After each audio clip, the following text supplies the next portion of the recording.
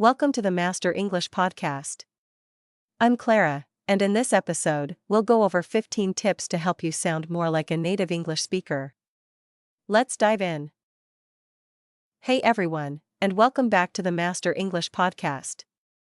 I'm Clara, and today we have an episode that's really practical and fun. We're diving into how to sound more like a native English speaker.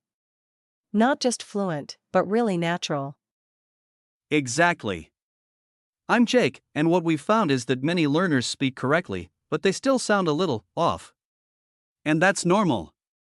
It's not about knowing every grammar rule or every vocabulary word. It's about how you say things, your tone, rhythm, even the way you pause. So today, we'll share 15 clear, realistic tips to help you sound more native. Let's start with contractions. This is one of the biggest differences between textbook English and real-life English. In everyday speech, native speakers constantly use contractions: I'm, you're, they're, she's, and so on. We even contract things like should have into should have. If you're avoiding contractions because you think full forms are more correct, that might be making you sound robotic or overly formal. Right, and using contractions makes your speech sound smoother and more confident. It also helps you match the natural rhythm of English. Try listening to any podcast, interview, or TV show, you'll hear contractions in nearly every sentence. Practice saying them aloud in context. Over time, they become automatic, and your speaking will feel more effortless. So let's talk about intonation, the rise and fall of your voice. It's something a lot of learners overlook, but it's absolutely essential. English isn't spoken in a flat tone. We change our pitch depending on our emotions, what we're emphasizing, and even the type of sentence we're saying. Exactly. Take the sentence, I didn't say he stole the money. Depending on which word you stress, the meaning changes completely. This kind of stress and intonation is everywhere in English. Watch scenes from TV shows and repeat lines out loud with the same pitch and rhythm. It will help your speaking sound more dynamic and expressive. Now, this might seem odd, but using fillers can actually make you sound more native.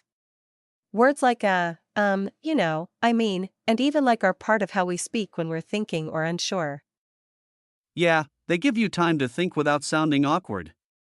Imagine saying, I want to, take a short break. That sounds normal. Just don't overdo it. Use fillers naturally, not every sentence, but when you need a moment to gather your thoughts. They make your speech sound less rehearsed.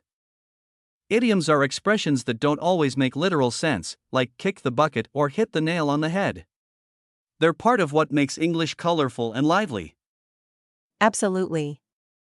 If you say, I'm feeling under the weather instead of I'm sick, that just sounds more native. Even simple ones like piece of cake for something easy, or break the ice for starting a conversation, these are everywhere. Try to learn and use one new idiom a week in context. Native speakers don't speak word by word.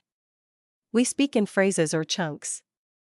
Instead of saying, how are you, we say, how are you, smoothly. It's all connected. Right, and this helps with fluency. Practice speaking full expressions like I'm not sure, let me think, or I have no idea. Memorizing these chunks makes your English flow better and sound more natural. Shadowing is a fantastic technique. It means listening to a native speaker and repeating exactly what they say at the same time. You copy their speed, tone, and emotion. It's like training your muscles and ears at the same time. Start with short audio clips, play a sentence, pause, and repeat. Then try saying it with them. It's challenging but incredibly effective. You'll notice improvements quickly. In English, we often link words together. For example, go out becomes go out, or what are you doing becomes whatcha doin'. Exactly. Linking makes English sound fast, but it's also how it naturally flows. Start by listening for links, then practice saying phrases that include them. Over time, your pronunciation and fluency will feel smoother. Textbooks are helpful, but sometimes they teach formal or outdated words. Native speakers say TV, not television set, and grab a bite instead of consume a meal. Learn the vocabulary people actually use. Listen to podcasts, YouTube videos, and movies. Write down common phrases and expressions. Use them in your daily speaking practice.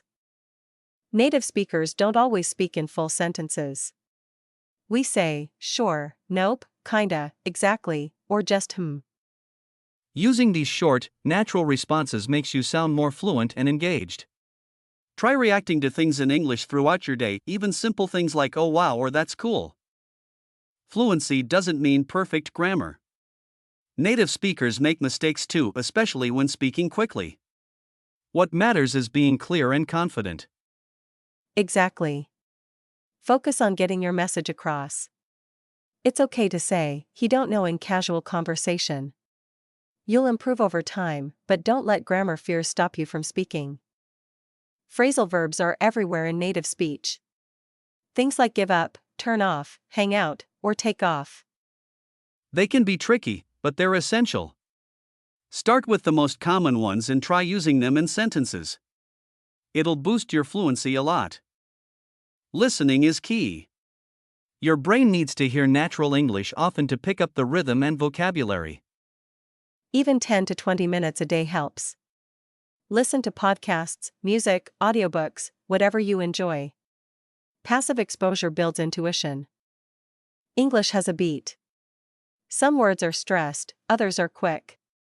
It's not flat like some languages. Try tapping your hand while speaking or repeating sentences with music or poetry. It helps you feel the natural rhythm. Natives often start sentences with words like well, so, to be honest, or actually. These help you sound more conversational and give you time to think. Practice starting your responses with natural openers. This one's powerful. Record yourself and listen back. You'll hear your mistakes, but also your progress. Compare yourself to native recordings. Try to match the tone and pace. It builds confidence and awareness. That's it, 15 practical tips to help you sound more like a native English speaker. Remember, you don't need to master everything at once. Choose a few tips to focus on this week and build from there.